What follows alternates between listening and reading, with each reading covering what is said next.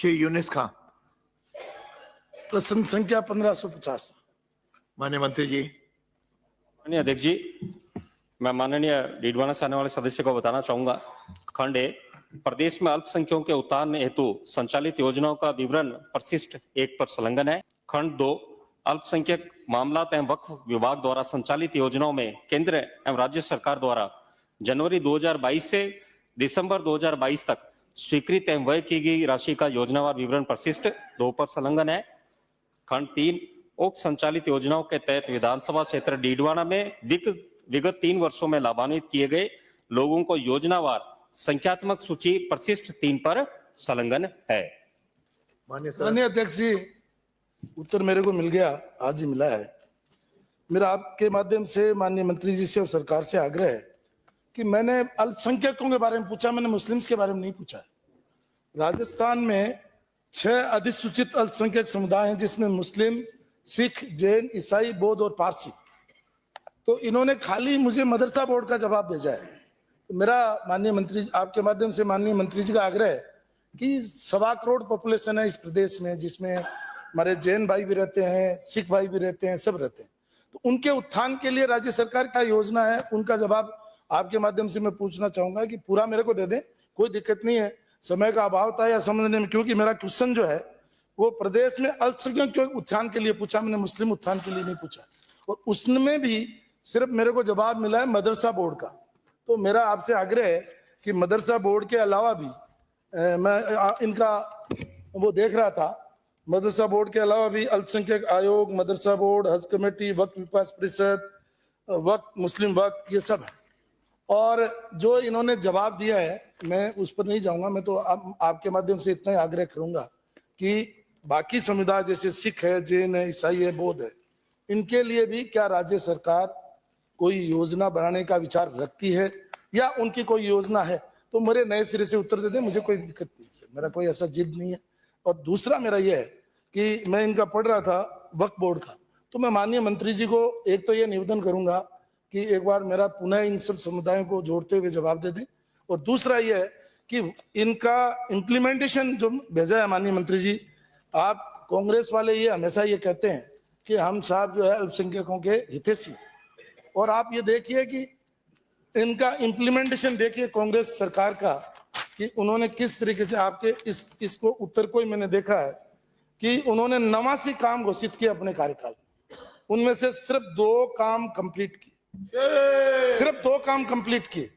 तो मैं माननीय अध्यक्ष जी आपके माध्यम से ये पूछना चाहता हूं, क्या सरकार, अभी हमारे केंद्रीय सरकार ने भी बजट रखा, वर्तमान सरकार ने भी बजट रखा, और माननीय प्रधानमंत्री नरेंद्र मोदी जी कहते हैं सबका साथ, सबका विकास, सबका विश्वास और सबका प्रयास के साथ हमें काम करना चाहिए। तो ये जो पिछली सरकार 2018 से लेकर के 2023 तक चली, क्या उसके कार्यकाल में जो आपने मेरे उस कार्यकाल की रिपोर्ट भेजी है, क्या सरकार उस कार्यकाल की जांच का विचार रखती है? अगर रखती है तो वक्फ बोर्ड अकेले को ही अगर आप पकड़ लेंगे तो उसमें लगभग 1 करोड़ 71 लाख की इनकम बता रहे हैं, और आप जहां भी जाओगे अध्यक्ष महोदय वहां वक्फ की संपत्तियां मिलेंगी। तो ये पैसा खा कौन रहा है? ये पैसा खा कौन रहा है? इसकी क्या सरकार जांच करवाएगी? ये मेरा सवाल है। माननीय मंत्री जी। माननीय अध्यक्ष जी, मैं डीडवाना से आने वाले माननीय सदस्य को बताना चाहूंगा कि राजस्थान सरकार भी लगातार अल्पसंख्यकों के लाभ के लिए लगातार योजनाएं चला रही है। उनका मैं नाम भी लेना चाहूंगा। मुख्यमंत्री अनुप्रति कोचिंग योजना, निःशुल्क छात्रावास योजना, कौशल विकास प्रशिक्षण कार्यक्रम, अल्पसंख्यक शिक्षण संस्थाओं को मान्यता देने हेतु कार्यक्रम, मुख्यमंत्री उच्च शिक्षा छात्रवृत्ति योजना, कालीबाई भील मेधावी छात्रा स्कूटी योजना, अल्पसंख्यक आवासीय विद्यालय, ये सब तरह की योजनाएं इस तरह की योजनाएं हैं जो समस्त अल्पसंख्यक वर्ग को सम्मिलित करते हुए सबका साथ सबका विकास कार्यक्रम को देखते हुए काम कर रहे हैं।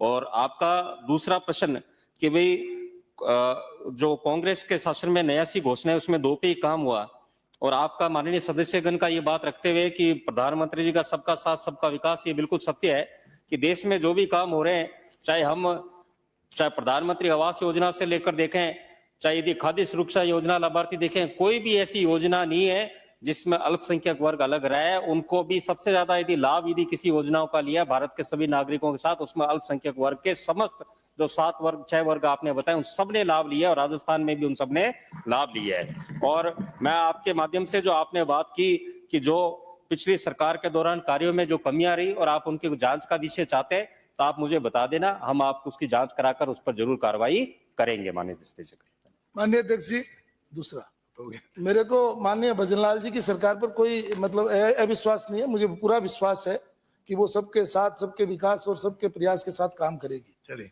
लेकिन ये जो तथाकथित लोग ग्राउंड के अंदर छापा बांधते हैं, मालाएं पहनते हैं और लोगों को दिग्भ्रमित करते हैं, तो जनता के सामने इस क्वेश्चन के माध्यम से मैं ये लाना चाह रहा था कि जनता के सामने ये आए कि ये खाली वोट के लिए ही ऐसा कर रहे हैं।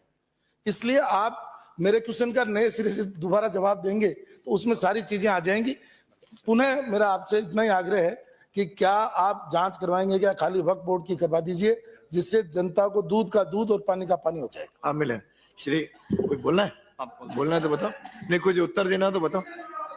अब नहीं, नो नो नो, नई परंपरा नहीं, नई परंपरा नहीं ब्राजो, जो कुछ कहना माननीय सदस्य। नो, आपको कुछ कहना है? आपको मंत्रियों को जवाब देना है, बोलिए। दिलवाते, जैन वाले में दिलवाते, ठीक, जैन और सिखों वाले में दिलवाते। माननीय अध्यक्ष जी, डीडवाने से आने वाले सदस्य सीनियर वरिष्ठ सदस्य हैं, इन्होंने बात रखी है तो जरूर कुछ ना कुछ उसमें तथ्य होगा, तो मैं आपको आश्वस्त करता हूँ उसकी हम जांच कराएंगे और बिल्कुल दूध का दूध और पानी का